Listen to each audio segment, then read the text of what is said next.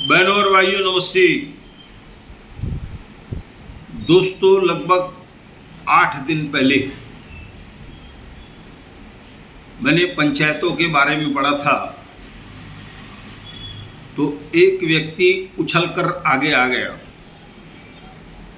हालांकि मैंने उसके बारे में कुछ पढ़ा नहीं था, लेकिन अब मुझे जो जानकारी दी जा रही है कि जो पंचायतें चलाते हैं किसी न किसी तरह से लाभ ले लेते हैं। बिना लाभ के कुछ नहीं होता है, कितना भी ये लोग हल्ला मचा लें। अब सबसे पहले इस व्यक्ति के बारे में ये जानकारी आई कि इनके और इनके भाई के पास लोगों के पैसे हैं। भाई के पास ज़्यादा हैं, इनके पास कम हैं। यह बड़ी उछल कूद कर रहे थे कि भाई कोई कह दे हमारे तरफ पैसे हैं, भैया आ गए मेरे पास। अब उसके बाद ये भी जानकारी मिली कि यही महोदय जीएसटी के बिल बेचता है। ये किसी दिन दुकानदारों को फंसा देगा, खुद भी फंस जाएगा, क्योंकि पूरे काले माल को और काला किया जाता है या तो सफ़ेद कर दिया जाता है।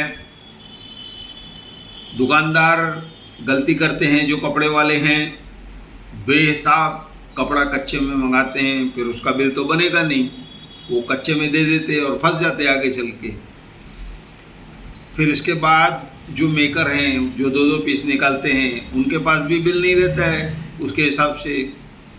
तो जब वो माल दुकानदार बेचता है, और मैंने सीओ से पूछा तो उन्होंने कहा कि 40 लाख रुपए तक इनको जीएसटी नहीं भरनी है, कोई वास्ता नहीं है। लेकिन बोले ये 40 लाख से ज़्यादा व्यापार करते हैं और गलत सलत बिल का उपयोग करते हैं, जो सरकार के साथ धोखा है। ये चीज़ें जो जीएसटी का नंबर है वह दुकानदारों को बोर्ड पर लिखना है। अब उसके बाद ये पुरानी बातें, जीन चोरी होना, कपड़े की ट्रकें खाली करा लेना। अब उसके बाद बोले जो दलाल बस स्टैंड पर दूध नाके पर खड़े रहते हैं उनके साथ दादागिरी करना, ये उचित नहीं है। आप ऐसा नहीं कर सकते हैं, क्योंकि वो वहाँ पर खड़ा है, उसके पास ग्राहक आता है, अगर वह किसी दुकान के पास ले जाता है, हाँ अगर 20-19 काम दुकानदार करता है तो ये उसकी गलती है। लेकिन आप उसको कहते हैं कि पहले इन ग्राहकों को हमारे पास लेके आओ, जब हमारे से माल नहीं लेता तब आप उनके पास लेके जाओ, है ना, लाभ का काम है।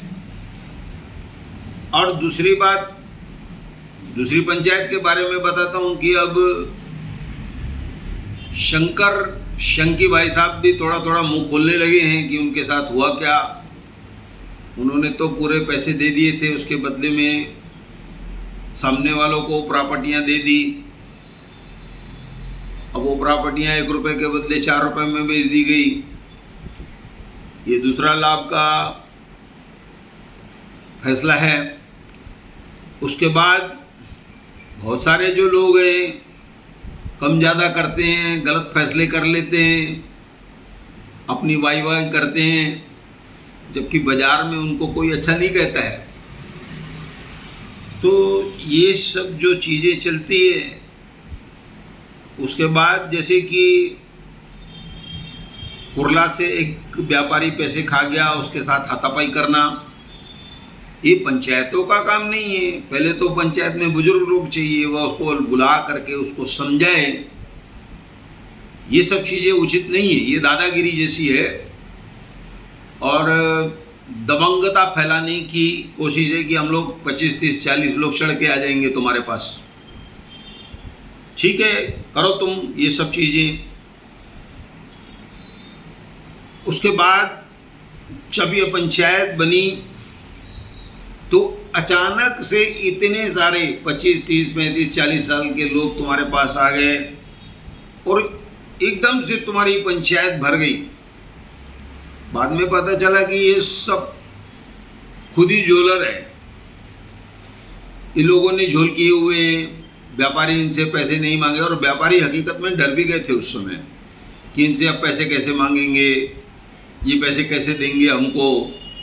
तो जैसे कि मैंने पढ़ा कि एक कपड़ा व्यापारियों की भी पंचायत होनी चाहिए, जिसके कारण ये लोग आग बबूला हो गए और बिल्कुल बौखला गए। तो बात ये सही है कि बिना फायदे के पंचायतें नहीं चल रही है। हाँ, वो बच्चा राम की बात अलग है, वो 40 साल तक बेचारे बैठे रहे और कभी गलत सलत काम नहीं किया, बिजनेस नहीं किया। अगर कहीं छोटी मोटी बात होती है वो बात अलग है, दुकान को चलाना पड़ता है या दूसरी बातें हैं।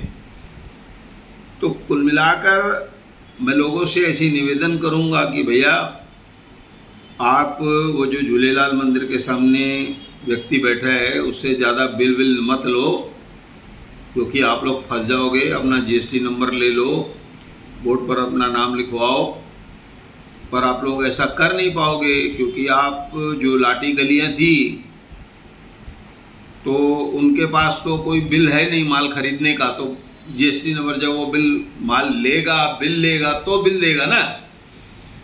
तो कुल मिलाकर आप लोग फंसे हुए हो इन सब चीज़ों में, और आप लोग मेहरबानी करके सीधे होते जाओ और अपना काम सीधा कर लो, सही ढंग से व्यापार करो। ऐसा कहकर मैं धन्यवाद कहता हूँ।